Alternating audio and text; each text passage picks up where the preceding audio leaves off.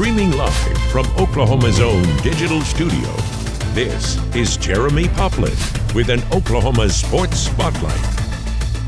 Thank you for tuning in this afternoon live from the digital desk as we get set to preview Big 12 Media Day, in which Oklahoma State will be taking a part in on a Wednesday. So we've got a few days before Gundy and the crew roll down to the Metroplex, where it will be hosted in the land of the Dallas Cowboys. My name is Jeremie Poplin. John Holcomb will join us here in just 1 second. I want to say thank you for tuning in, and remember, check out all of our latest content, newson6.com and news9.com as well. And as we mentioned, lots of big news in the college football landscape. And if you've been away from a little while, or at least away from the stories that college football produces on a continuous basis, well, we've got a lot of catching up to do, and that's one of the reasons why we're doing this heading into Big 12 Media Days. Football season is here, whether we're ready for it or not, and that's why I'll bring in John Holcomb into the mix. John, we've got a busy next few days coming up, and maybe even the next couple of months. We're going to kind of ease into it a little bit here as much as possible, but just want to get some of your basic rundowns, maybe a few takeaways from what you expect that we'll see from Big 12 Media Days there in Dallas over the next 48 hours or so. And we can save the Oklahoma State stuff for a little bit later. I want to just start from a basic standpoint of conference-wise. We will probably see a lot of Brett Yormark tomorrow, won't we? Yes, and his message will no doubt be powerfully positive, because I think that's what we've come to know about him. He's also been, some might call him a maverick because of the way that he's gone about trying to lock up some security with the conference and maybe move forward as well. But I do think that his message will be, look, the Big 12 is on firm ground. And here's why it's on firm ground. And we will continue to be aggressive. You know, he said famously not that long ago, the Big 12 is open for business. And I think that you might hear some variation of that even now, even though you have 16 teams. You know, the thing that I think I'll try to pay a little bit more of attention to tomorrow will be his comments about what everyone wants to know, and that's what the future of the playoff looks like. I think he's kind of put himself in a position where he's a fan of the 11-5 model. He's not really going to back away from that, but I will give Brett credit in one instance, and that has been he has been vocal against ideas that he thinks are not beneficial to his conference. He by no means has been hey, let's just go along with the Joneses type mentality since he's been commissioner of this conference. That's one thing, in my opinion, that this conference has needed for a long time, and Brett Yormark has provided that in the number of years that he's been here. I think you would hear him say something like this. For those, you know, you've heard some noise in recent weeks from the Big Ten and SEC about really trying to push without coming right out and saying, hey, we're for this as long as we each get 4 automatic qualifiers. If Yormark hears that, then he's probably going to go, hey, that's great, we do too. You know, he's not going to take a back seat to the conference, even in any conference, even though we all have seen what the SEC has done at the highest level of college football for the most part ever since we've had the playoff. And you know, we've also seen how the Big Ten has made some aggressive strides and all that kind of thing. But if you're Brett Yormark, your MO is that you don't just give ground. You know, I think he would even try to find a way to make sure that he had an original idea that might appeal to more than maybe just the SEC and the Big Ten. And so that 11-5 model you're talking about, I think it's really important, Pop, that for him to have more of a standing moving forward, that you better have 2 really good teams at the very least. You better have 2 really good teams who don't stub their toe in non-conference play and end up playing each other for a Big 12 title. I think that obviously is the easiest way to back up your words with something to show for it. Do you think Brett Yormark will have some sort of propaganda pamphlet the way that Greg Sankey did, dropping on all the reporters that were there about, this is evidence as to how difficult our conference is? Yeah, he might have them stored in those little balloon bags up in the ceiling of the Star right now, and ready to literally drop them when he gets ready to speak at 10:30 Tuesday morning. I do think that there is something to that, because you want to make sure your points get across. I mean, this is no different really than schools who have had a Heisman candidate that they really want to push. You and I would get this in our various work areas for the last, I don't know, 20 years. Maybe it's a notepad that you get to use, but the cover of it says, we're pushing so-and-so for the Heisman. I think this is something similar, just one of those not so subliminal, but very pointed type of things for you to remember. My favorite was the Ed Oliver bobblehead that I got in the mail from when he was a candidate That was a good one. At Houston. That was a very good one. And let's hope, if it is going to drop from the ceiling of the balloons, that it includes some of that beef jerky that's been a sponsor of the Big 12 for the last couple of seasons. At least, so I know that John Holcomb has something to snack on with his responsibilities long there day, Pop. in Dallas. Long day. Yes, it is a long day. Quickly before we shift gears, one last bit of Big 12 big picture. That is, to me, the health of the conference is at a place where, quite frankly, if you just asked me 4 or 5 years ago, I didn't know if we'd be here. I don't know if a lot of people felt like that we would be here. But under Brett's leadership, his business acumen, the conference seems like it's in about as good of a position as you could ask for right now. And it's where you didn't know that, well, I can't say that the people who ended up convincing him to become the commissioner really knew this, but I don't think you had to be all that smart to realize that some major changes were going to be on the horizon. So do you get someone who is dyed in the wool, this is the way it's been done, and I was successful helping leagues or helping schools succeed at the way it has been done? You really did need somebody who was, I guess you could view him as an outsider to this point. Now, obviously, he's somewhat polarizing. Ask anybody in the SEC about him, and or specifically at OU or Texas, and you're not going to get the kind of response that maybe we're giving him right now. But he is someone who's forward thinking. He is someone who's been at high level business deals that had nothing to do with college athletics, except that now they kind of do in some ways. So in that sense, you could say it's a really, really good hire, and that's why they gave him another, 5-year contract extension. Now he's going to be the commissioner through 2030 or until 2030. I do think that because he comes from that outsider and business background, that has really helped, because what have we seen with college athletics in the last 6 months to a year? I mean, you want to talk about private equity? Now, I guarantee you most casual football fans, and even I had to learn a little bit about what's private equity. Yes. Okay, well, that's a little bit on me, but that's become a thing now. And if you didn't have a guy who understood it in the first place, which I don't know that a lot of old school commissioners or ADs really even had to bother with that. They were too busy with other things. If you didn't have that background, you're going to be a step or two behind. And they're not at this point because of him. I think he probably doesn't have some fans maybe in the SEC footprint because he doesn't necessarily kiss the ring, so to speak, for a lot of this, that he does speak his mind on this. And that's why typically in a setting like this, he'll have 1 or 2 little lines in there that are like, oh, okay, all right. Those are very pointed back in the direction of college athletics or maybe one specific group, such as a conference like SEC or the Big Ten. So looking forward to that. Are there any other? Yeah, I got one other thing about him too, Pop, that I meant to mention is one of the first impressions that I had of him, because I hadn't really seen him in the big media news conference forum until at this time last year in Las Vegas. And he gave his speech, and then he had a Q&A. And what I found about it was there was this he has this disarming way about him. Yes, he does. But it's almost like a positive disarming, because guys would ask questions, and they would introduce themselves, and before they could ask the question, he would say, "Hi, how are you?" And then they would ask the question, and he would say, "That's an outstanding question. Here's my answer." It was just so direct that you're like, okay, well, you get in a meeting with this guy, he's not messing around.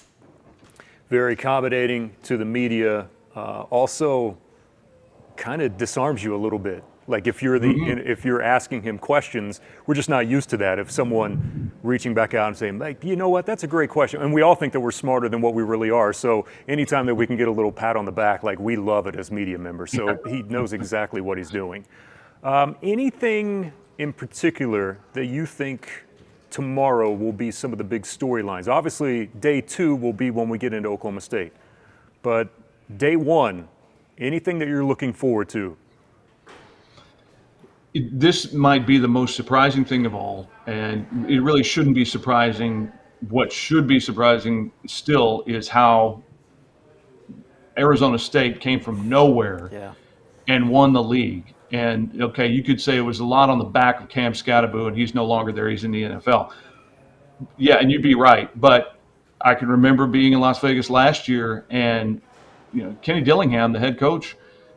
I don't know how many people hung around really like those media numbers whenever they have their time on the podium in front of the assembled media. There was some more in the breakout stuff, but normally that's more local guys from your area. There wasn't any buzz about Arizona State. Dillingham, obviously respected as a good young coach, but they're like, well, they're not going to do much. They were picked last, Yep. So I do think that tomorrow or Tuesday that Arizona State dominates the headlines, and I think that Kenny Dillingham's going to get his due, and it's going to be, can you repeat? And he's going to say, I like our team. We just have to see. This is a long season, so forth. What I'm really interested in seeing tomorrow is beyond Coach Yormark. Well, I guess you could call him that. Commissioner Yormark's remarks. I'm interested to see just how much Sam Levitt has to say about this coming season, because now it's his team. It's not Scatterbo's team. It's Sam Levitt's team. And he is not lacking for confidence. So I'm interested to see how far out there in the potential bulletin board world for other Big 12 teams he decides to go. It's not that I expect him to single out somebody like, well, Avery Johnson, Kansas State can't, they can't hang with us. I don't expect him to call certain schools out, but I do expect him to, I expect anyone who covers his breakout session or whatever he does while he's there tomorrow, I do expect people to come away with, yeah, he believes in him, and so I think that's part of it, but that's just the start of things. What I like about the Arizona State story, and why I think that you're correct, that they will dominate the majority of tomorrow's session, to me anyway, is that when the new Big 12 conference was formed, we had multiple discussions about there's an opportunity here for one of these programs to take the flag of the conference and carry it into whatever future that this conference has. Not very many of us at all picked Arizona State. Hardly any of us. We were looking at the TCUs, the Oklahoma States of the world. Does Baylor have an opportunity to get back into that mix? What about Iowa State? And here comes Arizona State in the very first year and really kind of cements themselves as a program that has potential that we didn't even know existed to be that team in the near future. And Arizona State has always been one of those programs to me as to, you ask yourself, why aren't they better than what they are? They've had moments. I mean, if anyone's been there, you see what they have the ability to recruit to, for crying out loud. Why aren't they better? And Kenny Dillingham has gone in there and kind of set a new standard. That's what I love about their story, because there's so many other programs in this conference that have the exact same pathway to me that Arizona State has to be that team to lead the conference, or have 3-4 teams that are consistently there in the top portion of the conference. There's still such a heavy state of Texas presence in this league with Baylor and TCU, and TCU's run a few years ago to the championship game that could have set them up moving forward. Yeah. But it also speaks to you lose one or two guys, you were able to keep those guys healthy throughout a season. It speaks to what some of the other leagues tend to have with their upper echelon teams is more quality depth. We're going to find out about Arizona State's That's right. quality depth in a sense. It would be guys that played last year, but not only Levitt, but Jordan Tyson, or receiver, who was a great complement to when everybody in the building knew that Scatterbo was going to get the ball one way or the other, swing, pass, run it, whatever. So I think you're going to find out about that quality depth. And to your point about them being, they're in Phoenix, and you say, well, that's a major market. Yeah, but what's the temperature on Arizona State really within that? Is there as much interest, or because it's typically a pro market, sometimes the college teams get left out a little bit? It's great on one hand for the league, for some team or school in a major market like that, because you just would naturally get more eyeballs. Yeah. But how much more does it take before that becomes a national story and not just a kind of a cute, like, I shouldn't say cute because they ended up being really good, but that's the word that comes to mind on a national scale with, oh, they're a Cinderella, can they break through? Yeah, I think there's pressure on Arizona State to back up what they did, and For the first time in a while, right? yes, yeah. I mean, well, what do we have to go back to Jake Plummer You might have to. in the mid '90s? That's the interesting thing to me, and the other part of that too is I mentioned Kenny Dillingham's a young coach, and he's a good young coach. Ask Mike Gundy about him; he likes him, but does he fight within himself, trying to do too much because maybe he feels like they need more from him to maintain what they were able to do last year? Sometimes that doesn't really get manifested in an obvious way, but if you're paying close enough attention, you'll be able to tell. Speaking of pressure, Joey McGuire in West Texas, and this will be the last one before we move to Oklahoma State. A lot of money out there, John. I mean, every day it seems like there's another story about the amount of money that they've put into that program, not only facilities-wise, through NIL deals, how they've matched the $20.5 million on the revenue sharing. Now it comes down to Joey being able to put it all together on the field. And I think we're getting to a point within that athletic department, no more excuses, right? So now all the pressure falls directly on him with an incredible roster out of the portal that Texas Tech has put together. I think they'll probably be, to me, at least the second biggest story of day one. How many times, Pop, do we talk about the underrated importance of team chemistry? And I'm really interested to see what that looks like with Texas Tech whenever they face adversity this season. I can remember, and it's a different sport, so you can only make the comparison so far. But I've told you this, that along the Big 12 basketball season last year, was able to have conversation because Dave Hunziker and I get to know some of the officials. And, I had a long conversation with a couple of guys who are veteran Big 12 officials. And what they described, they were frustrated, at least one of them was, with this point, that he's like, I'm out there officiating a game and these guys aren't playing together. And it's almost like you can say so-and-so's not passing it to him because he's making more money than him. Now, is some of that assumed? Yes. Is a lot of it accurate? Yes. What does that look like in football, especially when you've poured out all this money? I think it's going to be just fine for them if they keep winning. But if they stub their toe, what's it going to look like, and what's that locker room going to look like? 2 years ago when OSU, and I know we're about to segue to him, but 2 years ago, that was one of the biggest strengths of Oklahoma State, was the harmony in the locker room when you were coming out of nowhere after losing to South Alabama at home, and guys got on the same page. You experienced your adversity early, but you had enough character guys that wouldn't let it go south. Now, you can say, well, so did you not have good character guys last year? Well, injuries played a big part in OSU last year. But the point is, the team chemistry in the locker room was solid, and so it allowed them to overcome any sort of, I don't know, petty jealousy when we're talking millions of dollars. I know, but you see what I mean there. I'm really interested in seeing what happens with Tech when they, or if they, stub their toe early. This is probably a horrible example, but I kind of view Texas Tech in the football program as someone, you read those stories about people that win the lottery and they have no really idea how to handle their money at all, and they're broke within a certain number of years. Like, there was one of my favorites where a guy won the lottery, John, and he had a favorite pair of Levi's pants, so he went and bought like 300 pairs of them and just put them in some sort of like storage area. Like, what do you need 300 pairs of the same pants for? But he just loved them, so he just spent money on it. Texas Tech, a little bit to me, kind of reminds me of like oh my gosh, we have this cash windfall now, like let's go out and buy everything. Maybe they haven't quite learned yet, maybe they're getting through that process, but once they do, I think everyone should be on high alert if they are able to figure it out, and part of that chemistry is exactly what you talked about. Okay, let's move to day number 2, where obviously most of our coverage will feature the Oklahoma State Cowboys. I was looking down the preseason team today.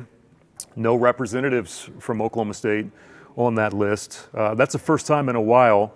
What do you expect to be the big talking points out of Mike Gundy and crew there at Big 12 Media Day on day number 2? I'm interested to see if Mike's response to the question, are you going to bounce back, or was last year just an anomaly? If his answer is more than, I like what we've been able to put together in the portal. We've been very aggressive in the portal. They've got 32, whatever it is, new faces on that roster. You're replacing a lot of really talented, skilled guys. I think his message is going to be very positive. I think it's going to be very positive because it needs to be very positive. I don't think that he is going to go crazy with predictions, because I don't know that you can, Pop. I mean, some of the guys they brought in are obviously very good, but when you boil it down to college football, a lot of times the preseason predictions come when are centered around your quarterback, your offensive line, or your skill guys. And you have unknowns at quarterback. Zane Flores, and I said this on the Blitz with Toby on Sunday night, if he has time to throw it, I think he could become really good really fast. Will he make a few mistakes? Yes, because he haven't had the live bullets yet. But I do like the fact that they've got the TCU transfer Hoss Haney, who brings that running quarterback element that is harder for teams to prepare for in a game week when you've got a two-headed monster like that. I don't know that it's going to be split 50-50, but there's that change of pace, if you want to call it that. And Haney's not just a runner; he's fast.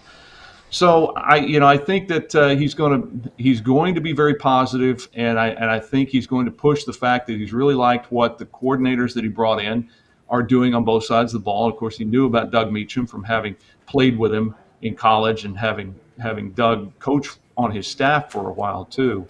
And I think that's where it starts. But I think everybody should understand why some of the longtime magazines have placed them where they've placed them in their own preseason predictions. And with that in mind, I think I'm not disappointed that there's no preseason poll, but I also think that the motivation coming from he's probably already gotten in there. Whenever they get together again, he'll get in there and say, they don't think you're any good.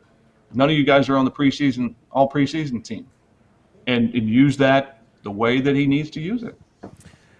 Mike Gundy's also entering, an era that he really isn't used to as a head coach, and that is completely renovating the staff of his football team. Now, you mentioned Doug Meacham and the ties that he has to him. Comfort, familiarity, brand new defensive coordinator as well, someone that has, more experience almost than anyone else in college football.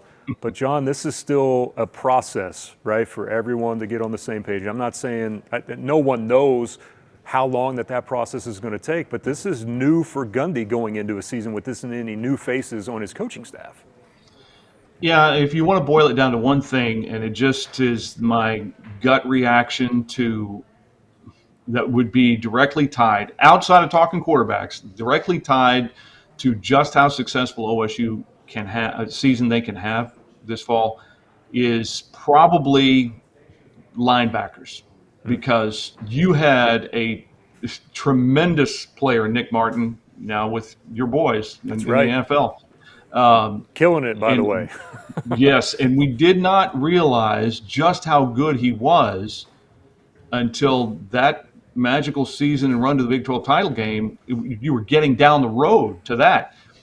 And then you didn't really realize how valuable he was until he got injured and lost the rest of the season at Kansas State. And he's not the only one. Colin Oliver, that loss, when he made the big play on the pick six against Arkansas that flipped that game, you knew you were going to miss him. You knew you were going to miss Nick Martin, but you didn't realize just how much you were going to miss him. And now you're talking about a brand new linebacker set for the most part. How well those guys can acclimate to Todd Grantham's scheme and do what he wants them to do and still be able to play fast and fearless. I really think that that's probably going to be a big key as to how good OSU can be. All right, final one. Is there one thing that you want to hear? Like, we all think about questions that we're getting ready to ask. You've got to drive down to DFW, so you've got a few more hours to think about this. But is there one question that is at the top of your mind that you want to hear from Gundy?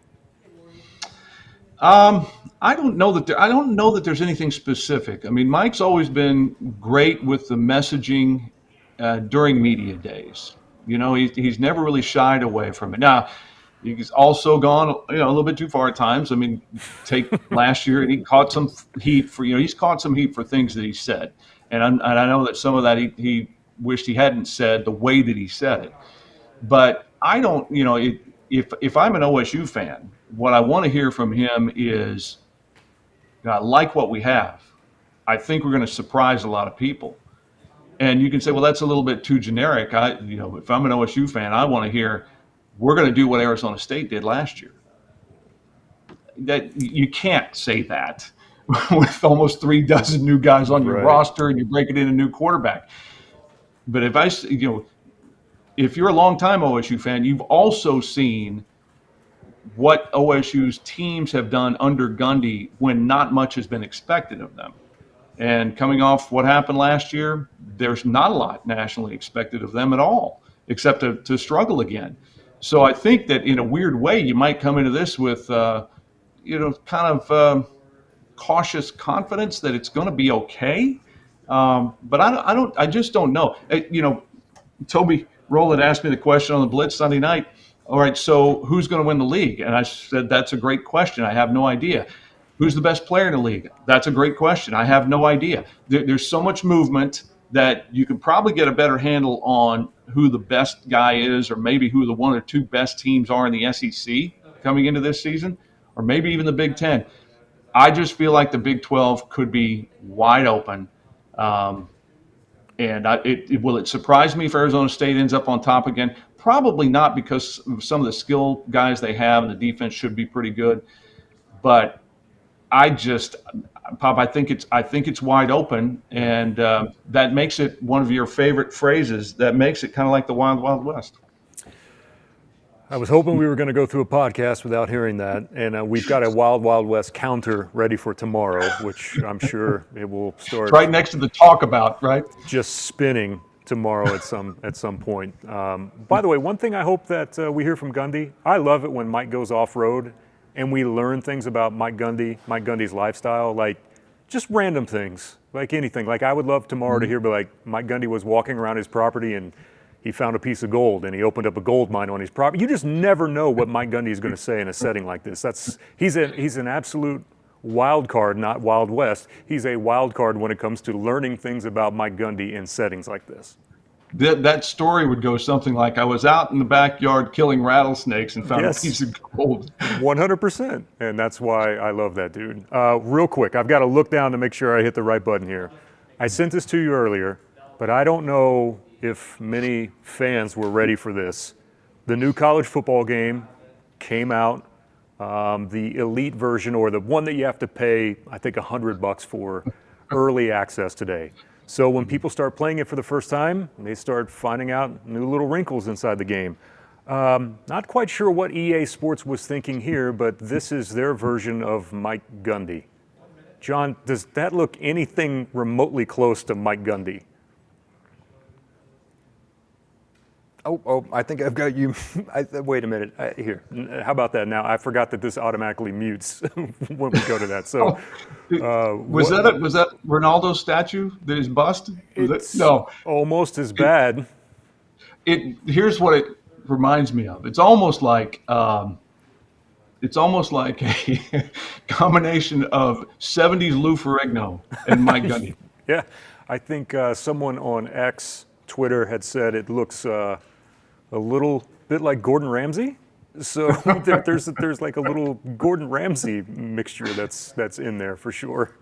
But yeah, The hair's got me popped. I can't place that right now. that is not the best effort from EA Sports, but we love you anyway, no matter what.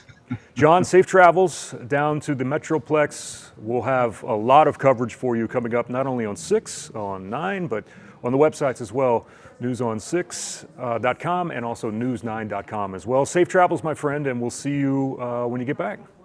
Sounds good, Pop.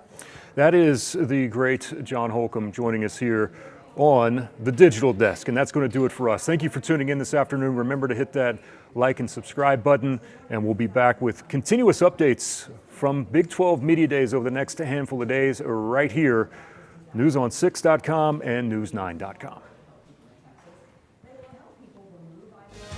Thank you for watching this Oklahoma's own Digital Studios sports presentation. Stay with News on 6, online and on television anytime for the latest news, weather, and sports.